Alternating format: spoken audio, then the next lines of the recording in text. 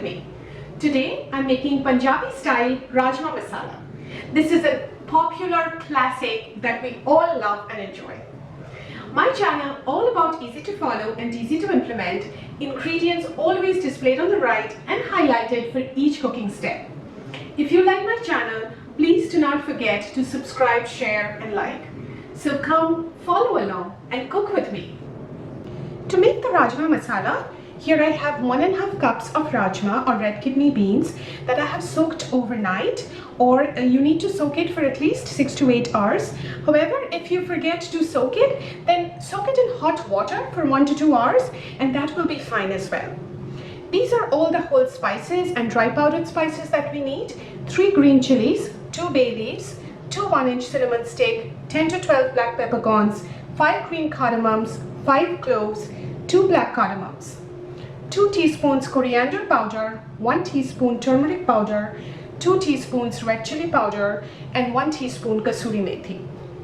Here I have 3 small to medium sized onions, about 350 grams, 3 small tomatoes, 300 grams, both are finely chopped, 4 teaspoons ginger paste, 2 teaspoons garlic paste. 1/4 cup of yogurt mixed with a 1/4 cup of milk. You can substitute this with cream, however try it with yogurt and milk because this adds a really nice texture and flavor to the dish but doesn't bring in the additional heaviness that sometimes cream can do. 4 tablespoons of oil, some salt to taste and a cup of coriander leaves. So first what we are going to do is we are going to pressure cook the Rajma or the kidney beans. So first I'm going to cook the Rajma. For that I have transferred the Rajma to a pressure cooker and I have added about 5 cups of water. One important thing to note is for when you're pressure cooking the Rajma, add a lot of water, because if the water is just up to the level or the Rajma is just about immersed, then what can happen is after pressure cooking the Rajma sometimes can get split. So make sure you add enough water. Here I added 5 cups. I will also add a little bit of salt to it and then pressure cook this for about 4 to 5 whistles, and you can open at the end and see if it's not done, then give a few more whistles. The Rajma is now completely cooked, so just to do a quick check, so we'll just pick one of the Rajma and gently try to mash it. So here you can see that it's completely done. Now we are going to start making our masala or gravy. For that we need oil, all our whole spices, green chilies, bay leaf, cinnamon stick, black peppercorns, green cardamoms, cloves, black cardamoms. You can also add a teaspoon of cumin seeds if you would prefer, the finely chopped onions, the garlic paste and the ginger paste. I will add the oil, wait for the oil to be heated up before adding all our whole spices. The oil is now hot, so I will add all our whole spices and green chilies. So adding the green chilies, bay leaf, cinnamon stick, black peppercorns, green cardamoms, cloves and black cardamoms. I will fry this for about 30 to 40 seconds until I get a nice aroma from the whole spices. I'm now getting a really nice aroma from the whole spices. Now I will add the finely chopped onions.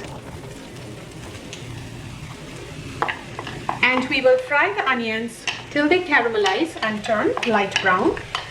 So this is a big part of this recipe of nicely frying the onions, because that will lead to a very nice flavor of the Rajma Masala. So make sure you take the time and fry the onions well.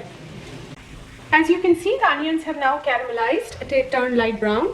So now what we will do is we will add the ginger paste and also add the garlic paste, and we will fry the ginger garlic paste with the onions for another 4 to 5 minutes at a low flame till we no longer get any raw smell from the ginger garlic. Next we will cook the tomatoes with the masala. For that we need tomatoes, all our dry powdered spices, coriander powder, turmeric powder, red chili powder, some salt to taste and our yogurt milk mixture. It's been 5 minutes and I'm no longer getting any raw smell of the ginger garlic. Now I will add the finely chopped tomatoes. Mix this well and also add all our dry powdered spices, So the coriander powder, turmeric powder, the red chili powder, and also we will add some salt to taste, and we will mix this well and cook this till the tomatoes are become mushy and soft, and we will be able to see oil separating from the sides. So this will take between 6 to 8 minutes, but can depend on your flame intensity and oven. So we will cook this till our masala gets completely done. It's been 8 minutes and you can see our tomatoes are completely mushy and there's oil separating out as well. So our masala is now nicely fried.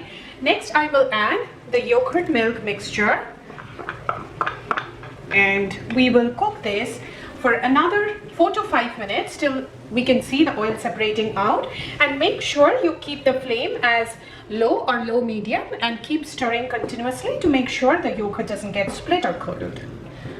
Next we will add the cooked rajma, coriander leaves and kasuri methi.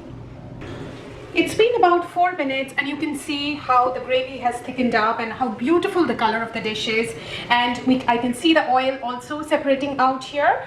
So now we will add the cooked rajma and also add some coriander leaves because this is such an integral part of this recipe. So add a bunch of coriander leaves, rest we can keep at the end for garnishing, and also add the kasuri methi. You're going to mix all of this really well and cook this for another 2 to 3 minutes. If you prefer to have more gravy, then feel free to add additional water. So based on your desired consistency, you can adjust the water. Our rajma masala is now completely ready to serve.